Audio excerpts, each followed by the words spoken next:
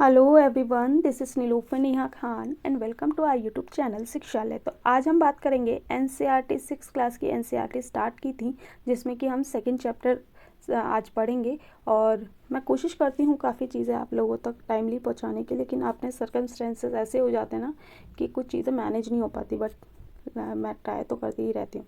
तो सबसे पहले अगर हम बात करें तो ये जो पहला सेकंड चैप्टर है आरंभिक मानव की खोज, इसमें हम पढ़ेंगे क्या। सबसे मेन बात है ना कि हमें ये पता होना चाहिए कि हम इस चैप्टर में पढ़ने क्या वाले हैं। तो इस चैप्टर में हम पढ़ेंगे कि मानव का विकास कैसे हुआ और प्रारंभिक समाज में जो नगर थे वो कैसे विकसित हुए, यानी कि मानव का विकास और नगरों यानी कि कह लीजिए शहर और गांव, ये सारी चीज़ें कैसे बनना प्रारंभ हुआ, लोगों ने कैसे पशुपालन स्टार्ट किया, कृषि कैसे स्टार्ट हुई। तो स्टेप बाय स्टेप हम चीज़ें सीखेंगे इसमें, ठीक।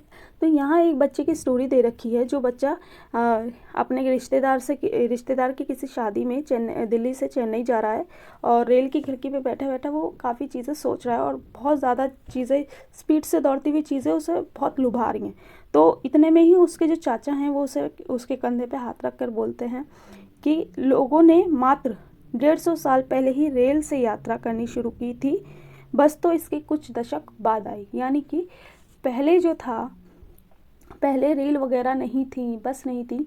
तो बच्चा सोच में पड़ जाता है कि अगर ये सारी चीज़ें नहीं थी तो क्या लोग पूरी ज़िंदगी एक ही जगह पे बिता दिया करते थे, और अगर ऐसा नहीं है तो वो फिर उनके पास क्या ऐसे सोर्सेस थे जो कि वो यात्राएं करते थे, ठीक है।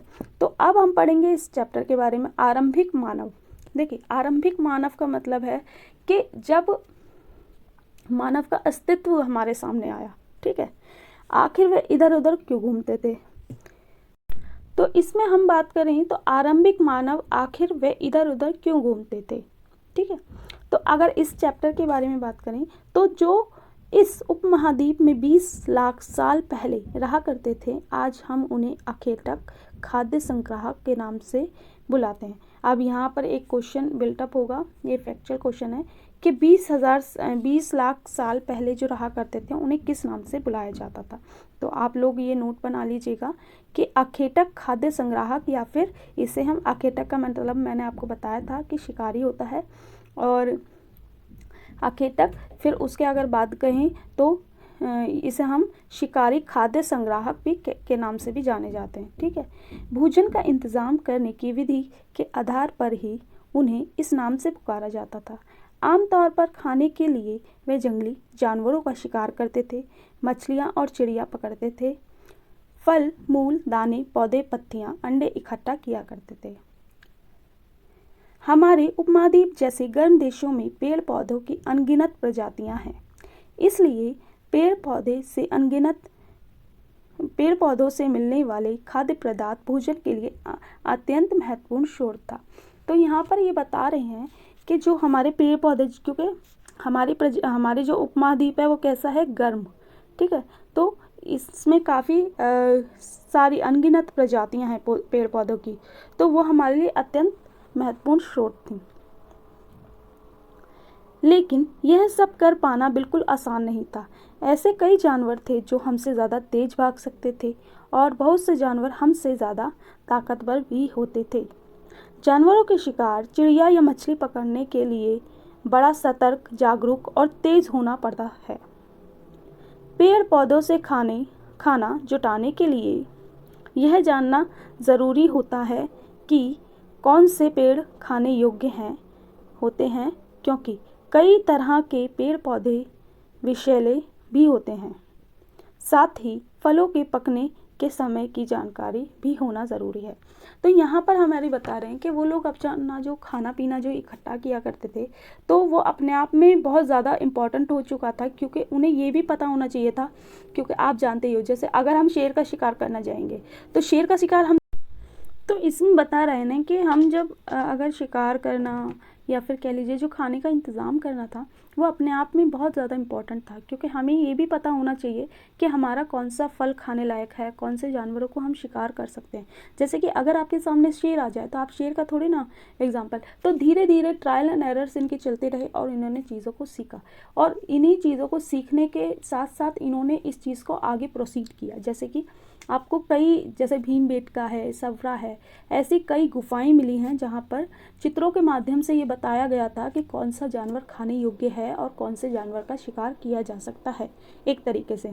तो इससे ये समझ आता है कि उन लोगों ने अपना ना सिर्फ खाने का इंतज़ाम बल्कि अपनी अपनी जो उनके एक्सपीरियंसेस थे उन्हें आगे भी प्रोसीड किया, ताकि लोग जब शिकार करने जाएं, जब कुछ समझने जाएं, तो उन्हें ये पता चल सके कि कौन सा जानवर हमारे खाने लायक है या फिर कौन से पेड़ पौधे विषैले जहरीले हैं। ठीक है,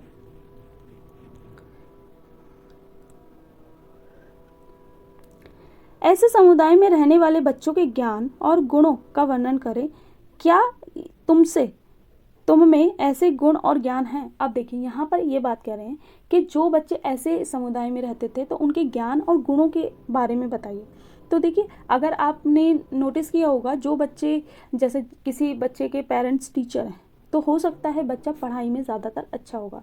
किसी बच्चे के पेरेंट सिलाई का काम करते हैं या फिर किसी एक आर्ट एंड क्राफ्ट में अच्छे हैं, तो जेनेटिक तो होता ही है, लेकिन एक माहौल का भी फ़र्क हो जाता है, क्योंकि उनके वो उसी माहौल में जी रहे होते हैं। तो यहाँ पर ये क्वेश्चन पुटअप किया गया है कि तुम में ऐसे गुण और ज्ञान है या नहीं। तो देखिए, अगर हम बात करें तो आज के टाइम में हमें पता है कि शेर हमारे को मार देगा, तो हमें ये पता है, ठीक है। और कब हमें ये भी पता है कि पीपल की पत्तियां हम नहीं खा सकते। तो ये क्या है, ये गुण कैसे वक्त के साथ आए, पढ़ के आए, चीज़ों को सीख के आए, और जो हमारी चीज़ें हमें पहले से मिली हुई हैं उन्हें देख देख के आए। आखेटक खाद्य संग्राहक समुदाय के लोगों के लिए एक जगह से दूसरी जाने के पीछे कम से कम 4 कारण हो सकते हैं। जैसे कि आप देखिए, जो ये लोग इधर से उधर घूमते थे, इसके बारे में बता रहे हैं कि इनके क्या कारण थे। पहला कारण यह था कि अगर वे एक ही जगह पे ज़्यादा दिन रहते हैं तो आसपास के पौधे, फल और जानवरों को खाकर समाप्त कर देते हैं, इसलिए वो भोजन की तलाश में अलग दूसरी जगह जाना पड़ता था। दूसरे की बात करें कि जानवर अपने शिकार के लिए या फिर हिरन और मवेशियाँ अपना चारा ढूंढने के लिए एक जगह से दूसरी जगह जाया करते थे। अब देखिए, अब जानवरों का शिकार करने के लिए भी, और जो उनके मवेशी यानी कि जो जानवर वो लोग पालते थे उनके चारे के लिए भी, क्योंकि एक जगह अगर वो परमानेंट रहेंगे तो वहाँ जो आपको मिल रहा है खाने पीने को, वो एक सर्टेन टाइम के बाद ख़त्म होना ही है। तो ये चीज़। तीसरा कि पेड़ और पौधे में फल फूल अलग अलग मौसम में आते हैं। आप देखिए, ये बात बहुत ज़रूरी है कि हम जब हम छोटे होते हैं तो हमें लगता है कि आम हर महीने मतलब कभी भी मिल जाते हैं, लेकिन बड़े होते होते आपको लोगों को समझ आया ना कि आम का अलग सीज़न है और दालों का अलग सीज़न है। मतलब एक एग्जांपल दे रही हूँ कि मतलब हमें थोड़े नॉलेज होने के बाद, तो ऐसे ही इन लोगों के साथ हुआ कि इन्होंने ये सीखा कि कौन से समय में कौन से फल उगाए जाते हैं और ये फल कहाँ पर उन्हें प्राप्त हो सकते हैं, तो उसकी तलाश में भी ये लोग घूमा करते थे। चौथा कारण था, पानी के बिना किसी भी प्राणी या पेड़ पौधे का जीवित रहना संभव नहीं है। ठीक है, अब क्या होता था कि कई बार प्राकृतिक आपदाएं आ जाती थी जिसकी वजह से सूखा पड़ जाता था, तो लोग इस वजह से भी ट्रैवल किया करते थे पानी की तलाश में, खाने की तलाश में, ठीक है, अपनी चीज़ों को बेहतर करने के लिए। ठीक है, अब अगर हम बात करें, तुम स्कूल कैसे जाते हो, तुम्हें अपने घर से स्कूल पैदल जाने में कितना समय लगता है, और तुम बस या साइकिल से जाओ तो स्कूल पहुंचने में कितना समय लगेगा। देखिए, अब यहाँ पर है ना एक पेडागॉजी का क्वेश्चन पूछ दिया गया है बच्चे से, ताकि उसका जो थिंकिंग प्रोसेस है वो और इनबिल्ट हो सके। ठीक है, तो अगर हम बात करें, यही ये पूछ रहा है कि तुम अपने स्कूल कैसे जाते हो, अगर तुम पैदल जाते हो तो कितना समय लगता है, और अगर बाइक या साइकिल या किसी भी उससे जाते हो बस से, तो आपको कितना समय लगता है। तो इसमें यही चीज़ बच्चे को सोचने में मजबूर किया जा रहा है कि हम लोग कितना, अगर हम बस से जाते हैं तो हम कैसे जाते हैं, क्या है, थकावट होती है या नहीं। तो ये चीज़ें हमारे माइंड में क्लिक करती हैं कि हाँ, पहले के टाइम में लोगों का जीना, मतलब हम विजुअलाइज कर लेते हैं कि उस टाइम पे उस सिचुएशन में लोग कैसे जिया करते थे। अब बात कर लेते हैं आरंभिक मानव के बारे में जानकारी कैसे मिलती है। अब देखिए, अगर हम बात करें आरंभिक मानव के बारे में जानकारी हमें कहाँ से मिलती है, तो देखिए, पुरातात्विकों को कुछ ऐसी वस्तुएं मिली हैं जिनका निर्माण और उपयोग अखेटक संग्राहक किया करते थे। अखेटक संग्राहक, यह संभव है कि लोगों ने अपने काम के लिए पत्थरों, लकड़ियों और हड्डियों के औजार बनाए। इनमें से पत्थरों के औजार आज भी बचे हुए हैं। अब देखिए, यहाँ पर अगर आप इसे डायग्राम को देखेंगे तो ये हमारे अलग अलग टाइम के पत्थर हैं और औजार हैं, पत्थर नहीं कहूँगी, औजार हैं, जो कि अलग अलग समय पे रहे। अगर हम इन पत्थरों की बात करें तो ये हमारे हैं पूरा पाषाण काल, ये हमारे हैं मध्य पाषाण काल, और ये हमारे हैं लघु पाषाण काल। ठीक है, जब चीज़ें बिल्कुल चेंज होती गई। ठीक है, तो पत्थरों से बने औजार, अब यहाँ पर हम देख लेते हैं, ये पत्थर से बने प्राचीनतम औजार हैं। अब कौन से हैं हमारे प्राचीनतम औजार का, ये वाले जो कि हमारे हैं पाषाण काल के। ठीक है, या कह लीजिए पूरा पाषाण काल के। ठीक है, इन्हें कई हजार साल पहले बाद बनाया गया। अब ये जो खा वाला है, इसे कब बनाया गया, कई हजार साल पहले बनाया गया। फिर अगर हम इसकी बात करें, इन्हें और बाद में बनाया गया, इन्हें लगभग 10,000 साल पहले बनाया गया। अब देखिए, अब ये जो हैं इन्हें और साल बाद बनाया गया। ठीक है, और जो ये वाले पत्थर हैं ये हमारे 10,000 साल पहले बनाए गए, ये वाले। तो ये समझ आता है कि समय के साथ साथ उनकी चीज़ों में भी, उनकी टेक्निक्स में भी बदलाव आता जा रहा था। ठीक है,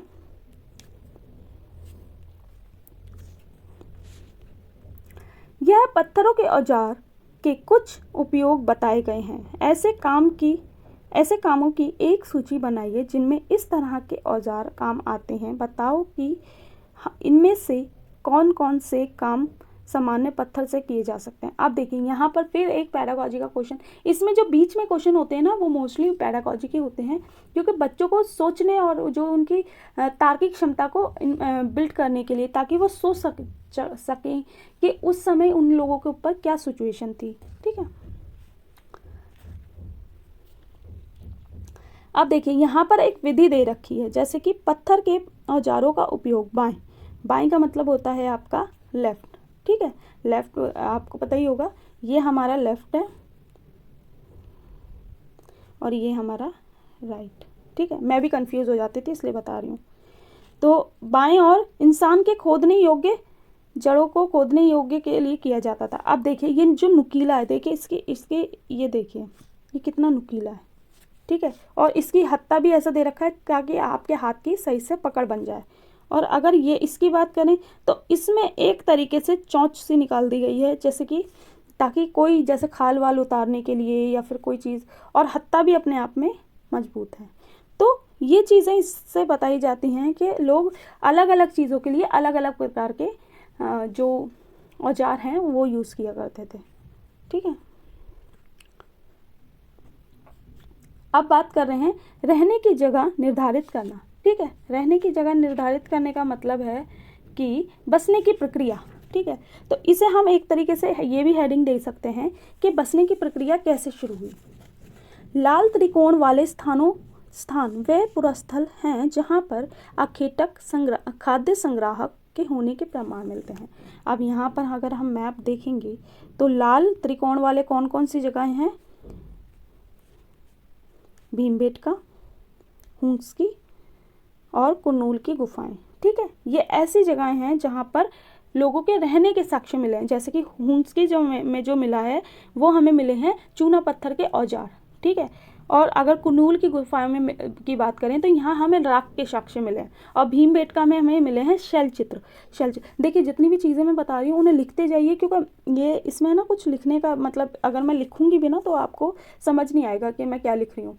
तो इसलिए मैं बार बार कह रही हूँ कि जो मैं बता रही हूँ, जैसे कि भीमबेटका में हमें क्या मिले हैं, शैल चित्र। हुंस्की में कौन मिले हैं, चूना पत्थर की औजार। और कुनूल की गुफाओं में आग के साक्ष्य। तो ये वाले जो क्वेश्चंस है ना, ये हमेशा पूछे जाते हैं, जैसे यूपी टेट आपका और यूपी टीजीटी में तो बहुत ज़्यादा बार आया है ना, भीमबेटका, हुंस्की और कुनूल, इनके बारे में। ठीक है,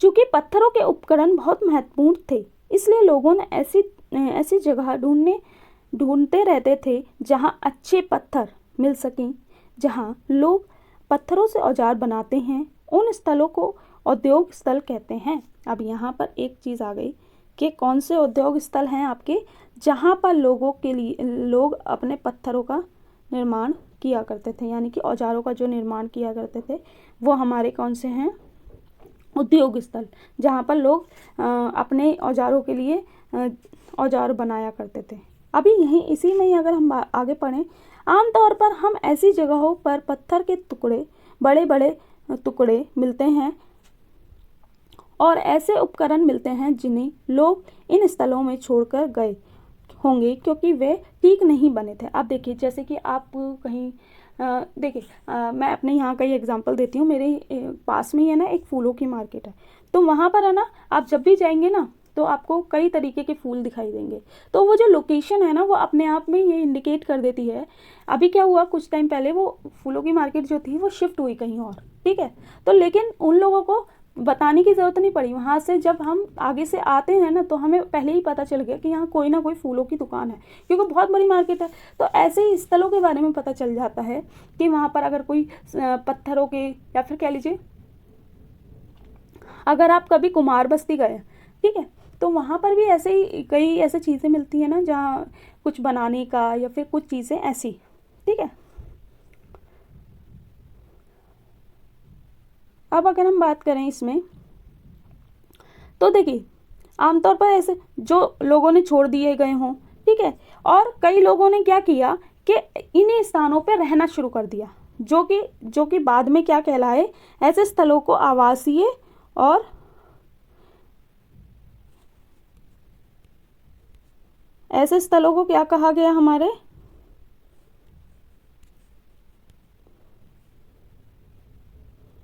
आवासीय और उद्योग स्थल कहते थे, जहाँ पर लोग रहा भी करते थे। ऐसे स्थलों को क्या करते थे कि रहते भी थे और कारोबार भी उनका वहीं था।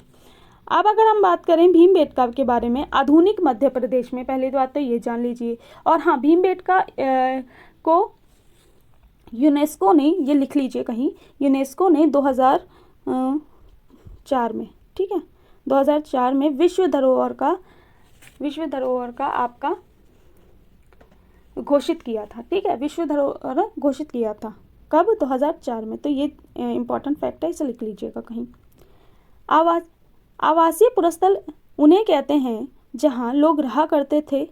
इनमें गुफाओं और कंदराओं जैसे वे स्थल होते हैं जिन्हें यह दर्शाया गया है कि लोग इन गुफाओं में इसलिए रहा करते थे क्योंकि यह उन्हें बारिश, धूप और हवाओं से राहत मिलती थी। ऐसी प्राकृतिक गुफाएं विंध्य और दक्कन के पर्वतीय इलाकों में मिलती हैं जो नर्मदा घाटी के पास हैं। क्या तुम बता सकते हो कि रहने के लिए लोगों ने इन जगह को क्यों चुना? अब देखिए, नर्मदा घाटी का यहाँ पर नाम आ गया, तो ऐसी जगह क्यों चुनी थी, आप फोटो देख सकते हैं। क्योंकि एक तो उनके पास इजीली पानी अवेलेबल था, दूसरी चीज़ अगर मौसम जो बदलता तो उनके लिए रहने के लिए छत अवेलेबल थी। फिर तीसरी चीज़, पानी की तलाश में जानवर भी वहीं आया करते थे। इन पॉइंट्सों को लिख लीजिए, ठीक है। तो लोग इसलिए जाया करते थे वहाँ की उन जगहों पे रहने के लिए, क्योंकि उन्हें सारे सोर्सेस एक ही जगह पे मिल जाते थे। जब इंसान को एक ही जगह पे सोर्सेस मिलना शुरू हो गए तो वहाँ उन्होंने रहना भी शुरू कर दिया, ठीक है। पहले क्या थे, घुमक्कड़ थे, इधर से उधर, उधर से इधर घुमा करते थे। लेकिन जैसे जैसे जलवायु में परिवर्तन आया वैसे वैसे उन्होंने चीज़ों को अलग वे में देखना शुरू कर दिया।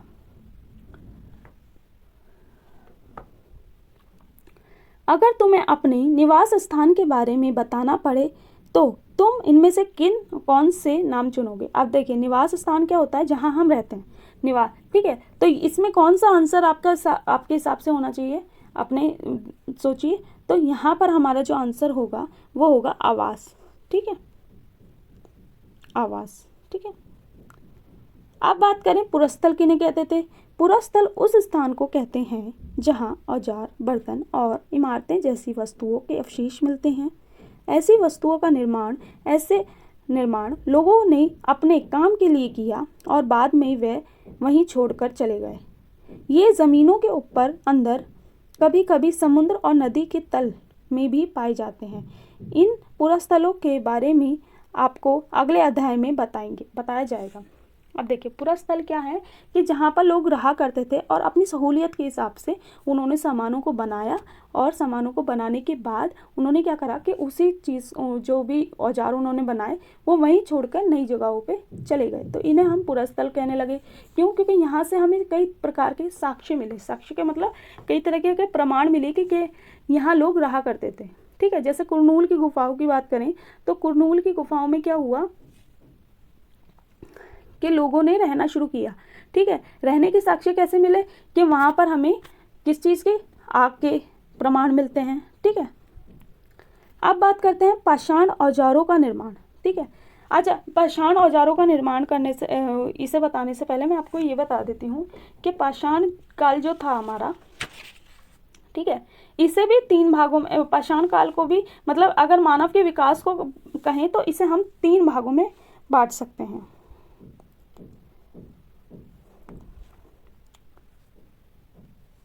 पहला आपका हो गया पूरा पाषाण काल, जो कि 20,000 से, इसे लिख लीजिएगा कहीं ना कहीं, 20,000 से आपका 12,000 ईसा पूर्व तक रहा, ठीक है। इसके बाद अगर हम बात करें, दूसरा हमारा हो गया मध्य पाषाण काल। मध्य पाषाण काल कौन सा हुआ? देखिए, पाषाण काल को जो कहेंगे खोज जिसने की थी वो थे रॉबर्ट वुड्स, ठीक है। इसे लिख लीजिएगा। 1863 ईसा पूर्व में इन्होंने पाषाण काल की ईस्वी में इन्होंने क्या करा, इसका इंडिकेट दिया, मतलब इन्होंने प्रमाण दिए कि पूरा पाषाण काल जो है वो मिला हमें। और ये कहाँ मिला? पल्लावरम, मद्रास के पास पल्लावरम एक नाम जगह थी जहाँ से इसके साक्ष्य हमें प्राप्त हुए। इसलिए हम रॉबर्ट वुड्स को औद्योगिक प्रगति ऐतिहासिक का पिता भी कहते हैं, भारतीय प्रौद्योगिक, ठीक है। अब अगर बात करें आपके दूसरे बारे में, मध्य पाषाण काल के बारे में, तो मध्य पाषाण काल कब शुरू हुआ आपका? ये आपका हुआ 1200 से और 12,000 से आपका 10,000 बीच तक में, ठीक है, ईसा पूर्व में। तो इसे इसकी खोज किसने करी थी? कार्ल नॉयल, ठीक है। इसी के बाद अगर हम बात करें तीसरे फेज के बारे में, तो वो हमारा हुआ नवपाषाण काल। अब नवपाषाण काल क्या है? नवपाषाण काल हमारा 10,000 से 20,000 ईसा पूर्व से पहले का है, ठीक है, जिसे इसे लेन सीरियर ने खोज की थी। अब मैं ये नाम इसलिए आपको बता रही हूँ ताकि आपके ये याद रहें, और जब आप अपने नोट्स बनाएंगे तो इन्हें आप इंडिकेट, देखिए ये एनसीईआरटी में नाम नहीं मिलेंगे क्योंकि ये काफ़ी स्टैंडर्ड बुक्स को या फिर कई बड़ी क्लासेस में चीज़ें ये बताई जाती हैं या फिर ग्रेजुएशन के टाइम पे, तो आप ये लोग लिख लीजिए ताकि आपको एक ऑथेंटिक इंफॉर्मेशन मिल सके। अब मैंने आपको तीनों बता दी ना, तो पूरा पाषाण काल, मध्य पाषाण काल और नवपाषाण काल। पूरा पाषाण काल 20,000 से 12,000 तक। देखिए इसकी टाइमलाइन पूछी जाती है इसलिए मैं बता रही हूँ। मध्य पाषाण काल 12,000 से 10,000 तक और नवपाषाण काल 10,000 से अभी तक आपका नवपाषाण काल ही है, ठीक है। अब बात करें हम पाषाण औजारों के निर्माण की, तो निर्माण हमारा दो तरीके की विधियों द्वारा हुआ करता था। पहली होती थी पत्थर से पत्थर टकराने वाली विधि, इसे पूछा जाता है DSSB में भी पूछा जाता है and as well as UPTGT में ऐसे फैक्चुअल क्वेश्चन ज़रूर पूछे जाते हैं। दबाव शुल्क तकनीक का तो इस बार जो TGT का एग्ज़ाम हुआ था उसमें भी पूछा गया था, ठीक है। तो इसमें क्या हुआ कि देखिए, पत्थर से पत्थर टकराना, जिस पत्थर से कोई औजार बनाना होता है उसे एक हाथ में लिया जाता है और दूसरे पत्थर से एक पत्थर को हथौड़ी जैसे इस्तेमाल किया जाता है। इस तरह आघात करने वाले पत्थर से दूसरे पत्थर पर तब तक शल्क निकाले जाते हैं जब तक उसे वांछित आकार ना मिल जाए। देखिए, अब यहाँ पर अगर आप देखेंगे तो ये आपका दे रखा है, इसमें इस तरीके से मारा जाता है ताकि उसके जो एजेस हैं वो टूट जाएं, ठीक है, ताकि वो एक तरीके से पकड़ने लायक हो जाए। दूसरी हमारी तकनीक क्या है? दबाव शल्क तकनीक। इसमें क्या किया जाता है? इसमें क्रोड को एक स्थिर सतह पर टिकाया जाता है और इस क्रोड पर हड्डी या पत्थर रखकर उसे हथौड़ी नुमा पत्थर से शुल्क निकाले जाते हैं। वंचित, जैसे छेनी हथौड़ी होती है ना, ठीक है, छेनी हथौड़ी का क्या कि जैसे हमने क्या करा कि किसी पत्थर को नीचे ज़मीन में थोड़ा सा रख दिया ताकि वो हिले ना, इस तरीके से रखना है, और दूसरे एक पत्थर हथौड़ी की तरह 2-3 हड्डी ली एक, जिसे हमने पहले से ही इस तरीके से कर रखा था, और उसे हथौड़ी जैसे करके उसके शल्क यानी कि उसके जो एजेस हैं उन्हें काटना शुरू किया, ठीक है। अब बात करें आग की खोज के बारे में। कुरनूल गुफा, ठीक है, यहाँ राख के अवशेष मिले हैं। देखिए, अब यहाँ पर मैंने आपको पहले ही बताया कुरनूल की गुफाओं में क्या मिला? राख के अवशेष। अब इसका मतलब ये था कि प्रारंभिक लोग आग जलाना सीख चुके थे, यानी कि पहले के जो लोग थे जो वो आग से परिचित थे। अब आग किस लिए इस्तेमाल किया जाता था? प्रकाश के लिए, मांस पकाने के लिए, या फिर खतरनाक जानवरों को भगाने के लिए, ठीक है।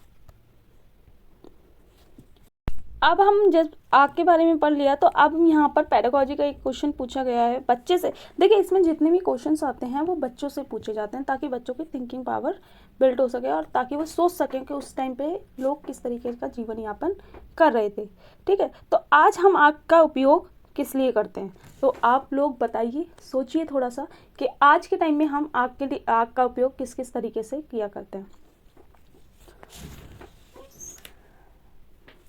अब बात करें बदलते जलवायु की, तो बदलते जलवायु का मतलब था, देखिए 12,000 दे रखा है यहाँ पर, तो अगर हम इसकी बात करें तो मैंने अभी आपको बताया था तीनों काल के बारे में।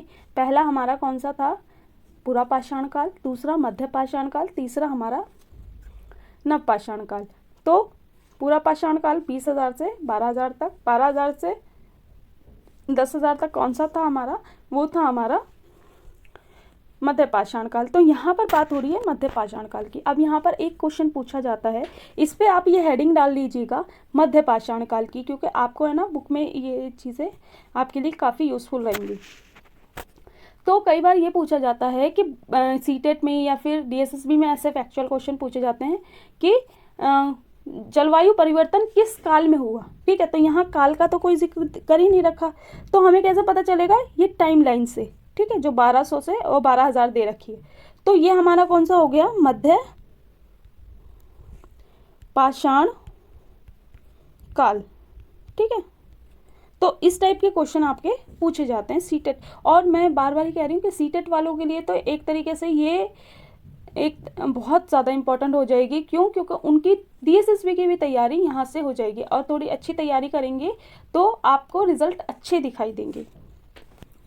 लगभग 12,000 साल पहले दुनिया की जलवायु में बड़े बदलाव आए और गर्मी बढ़ने लगी। देखिए, अब गर्मी बढ़ने लगी तो क्या होगा कि घास के मैदान बिल्ट होंगे, घास के मैदान बनेंगे तो कई ऐसी प्रजातियां हैं जो कि घास पे जीती हैं, जैसे कि गाय, बकरी, भेड़, ठीक है। तो ये सिर्फ घास पे, तो ऐसी प्रजातियों की जनसंख्या बढ़ेगी। जब ये जनसंख्या बढ़ेगी तो कई चीज़ें और भी चेंजेस आएंगे। तो इसीलिए इस काल को बहुत ज़्यादा इम्पोर्टेंस दी जाती है। तो अब हम बात करें इसके परिणाम स्वरूप कई मैदानों में, जैसे मैंने बताया मैदानों में घास के कई क्षेत्रों में घास के मैदान, बारहसिंगा, भेड़, बकरी ऐसे जैसे जानवर जिंदा रह सकते थे। जो लोग इन जानवरों को शिकार करते थे वे भी इनके पीछे आए और इनके खाने की आदतों और प्रजनन के समय की जानकारी हासिल करने लगे।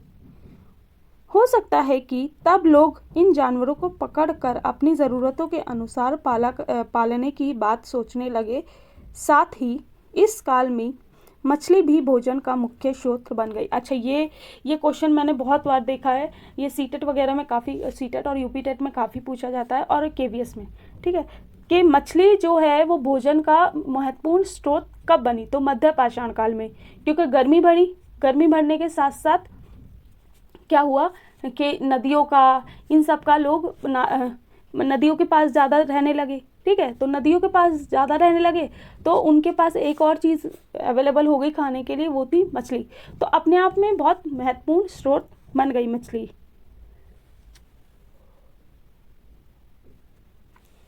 ठीक है, तो अब अगर हम बात करें, इसी दौरान उपमहाद्वीपों के भिन्न भिन्न इलाकों में गेहूं, जौ और धान जैसे अनाजों की प्राकृतिक रूप से उगने लगे।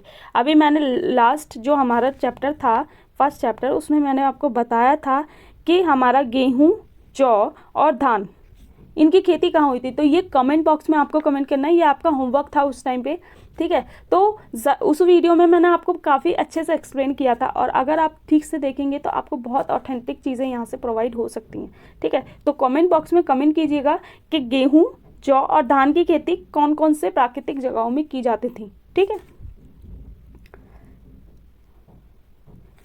नाम और तिथियाँ, हम जिस काल के बारे में पढ़ रहे हैं पुरातात्विदों ने इसे बड़े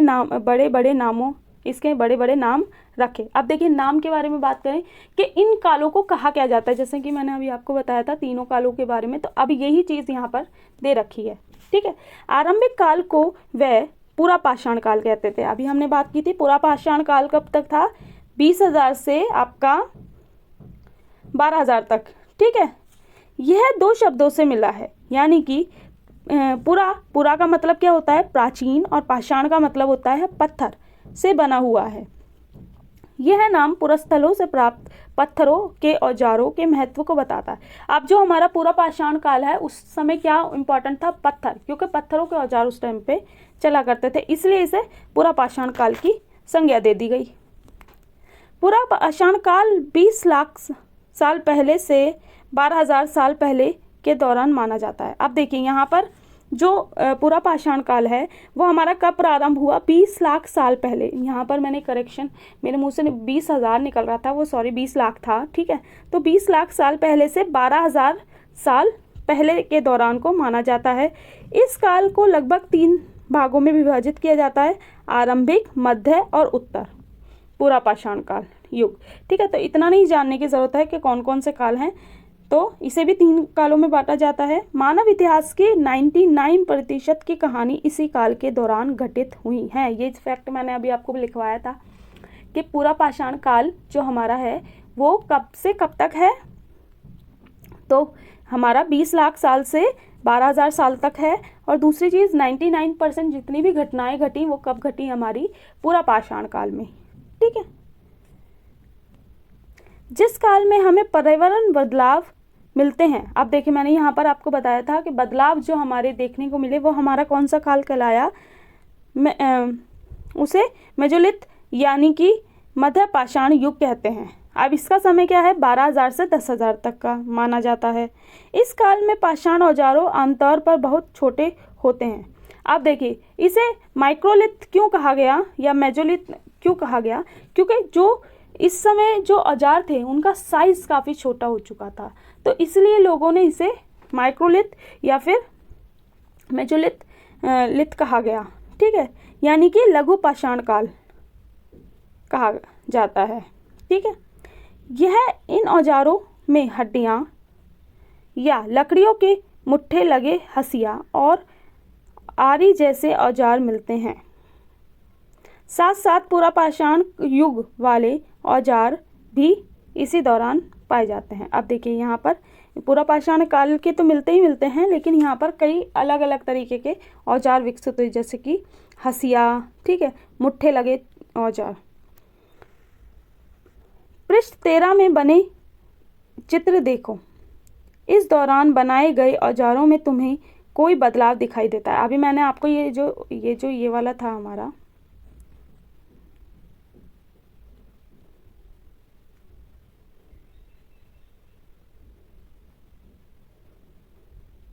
ये देखिए, ये जो हमारा था, तो इसमें हमारे चेंज हो गए थे ना। तो ये हमारा कौन सा था? पूरा पाषाण काल। ये हमारा कौन सा था? पूरा पाषाण काल। ये मध्य पाषाण काल। अब इसमें क्या हुआ कि पत्थर छोटे छोटे छोटे छोटे से होते गए, ठीक है। तो ये चीज़ इसमें बता रहे हैं।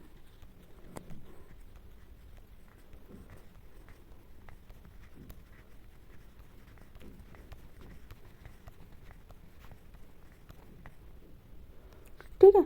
अगले युग की शुरुआत लगभग 10,000 साल पहले होती है। इसे नवपाषाण युग कहते हैं। अगले अध्याय में हम नवपाषाण काल के बारे में पढ़ेंगे। अभी हमने सिर्फ इस चैप्टर में किस किस के बारे में पढ़ा है? पूरा पाषाण काल के बारे में और मध्य पाषाण काल के बारे में। नवपाषाण काल के बारे में हम कब पढ़ेंगे? नेक्स्ट चैप्टर में। नवपाषाण काल का मतलब होता है, हमने कुछ स्थानों के नाम दिए। अगले अध्याय में तुम ऐसे अनेक नाम मिलेंगे। अक्सर हम पुराने स्थलों के लिए उन नामों का प्रयोग करते हैं। वे प्राचीन प्रचलित हैं क्योंकि हमें ज्ञात नहीं है कि उस काल में इसके क्या नाम थे।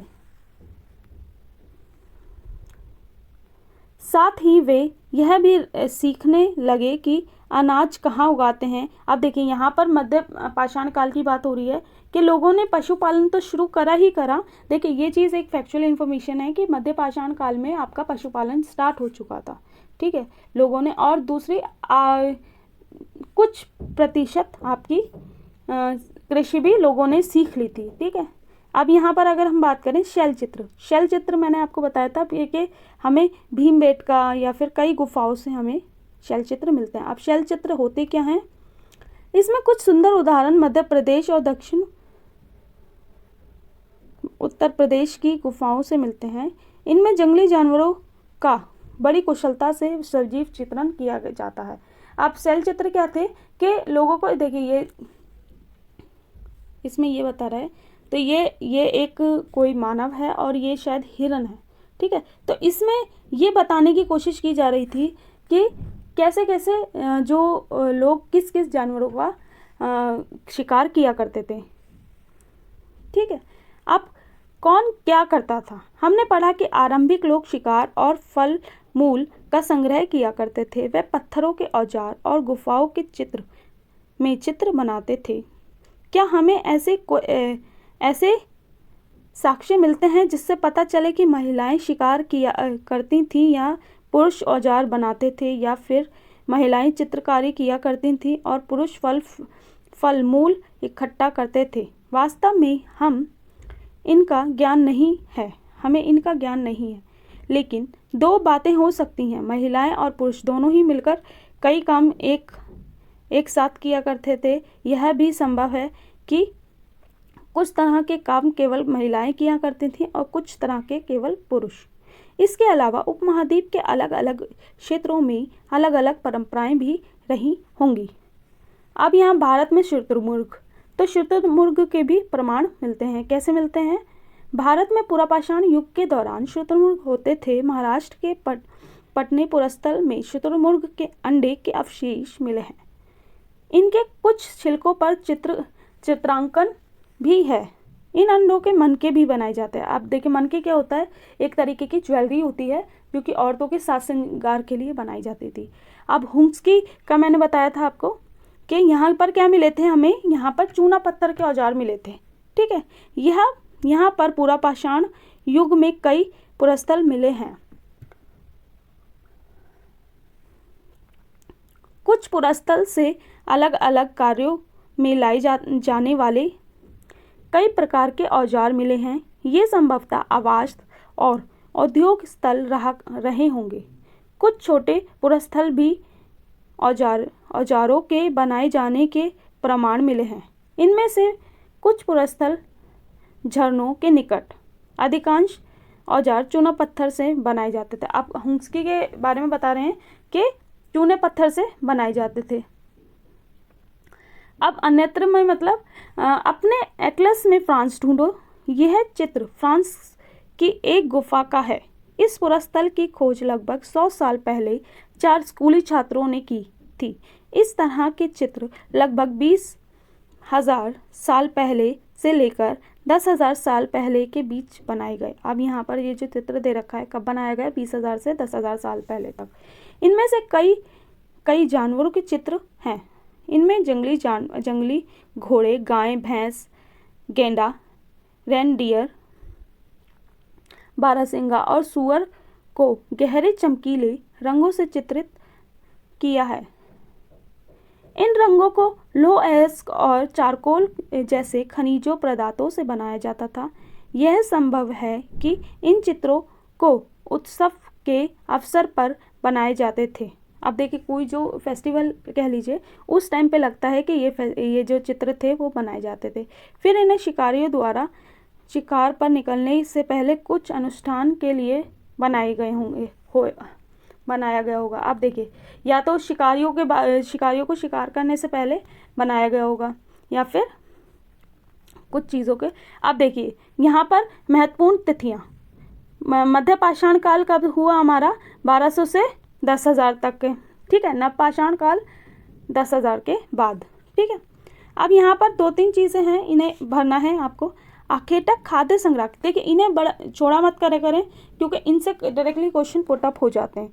आखेटक खाद्य संग्रह गुफाओं में इसलिए रहा करते थे, क्यों? आप बताइए क्यों रहा करते थे? क्योंकि हवा, पानी और धूप से बचने के लिए, मौसम की मारों से बचने के लिए। घास वाले मैदानों का विकास इस साल पहले हुआ। कितने साल पहले हुआ? 12,000 साल पहले, ठीक है। यानी अगर काल पूछेंगे तो हमारा हो जाएगा मध्य पाषाण काल। आरंभिक लोगों ने गुफाओं की डैश पर चित्र बनाए। आप कहाँ बनाए? गुफाओं पर चित्र बनाए, जैसे कि भीमबेटका और आपका कौन सी जगह हो गई, भीमबेटका और दीवारों पर। अच्छा, यहाँ पर जो है आरंभिक लोगों ने गुफाओं की दीवारों पर चित्र बनाए, ठीक है। लेकिन अगर बात करें किस जगह पे बनाए, भीमबेटका, सवरा एक यूपी की जगह है, वहाँ पर भी बनाए, ठीक है। हुंस्की में डैश के औजार, अब अभी हमने पढ़ा है कि कौन से औजार मिले हमें, किससे बनाए जाते थे? चूना पत्थर से, ठीक है। तो यहाँ ये मेरा चैप्टर ख़त्म होता है। मैंने कोशिश की है कि आप लोगों तक बहुत ज़्यादा चीज़ें पहुंचाने की, लेकिन हो सकता है कुछ चीज़ें मुझसे छूटी हों या फिर कुछ रह गया हो, तो प्लीज़ आप कमेंट बॉक्स में कमेंट कीजिएगा। मैं इम्प्रूव करने की कोशिश करूँगी ताकि डे बाय डे मेरी भी चीज़ें इम्प्रूव हो सके। तो यहाँ मैंने कोशिश की थी कुछ चीज़ें प्रोवाइड करने की। तो अच्छा लगा हो तो प्लीज़ लाइक एंड शेयर कीजिएगा और कोशिश कीजिए कि थोड़ी सी चीज़ें आप नोट डाउन करते रहें ताकि आपके एक बेहतरीन नोट्स तैयार हो सकें। वैसे मैं भी नोट्स बना रही हूँ और जब हमारी ये पूरी सीरीज़ रेडी हो जाएगी तो जहाँ हम लाइव क्लास लेंगे तो हम उन्हीं नोट्स से क्लासेस लेंगे और वो क्लासेस उन्हीं बच्चों को समझ आएंगी जो कि इन क्लासेस को पूरा देखेंगे, ठीक है। तो यहाँ ये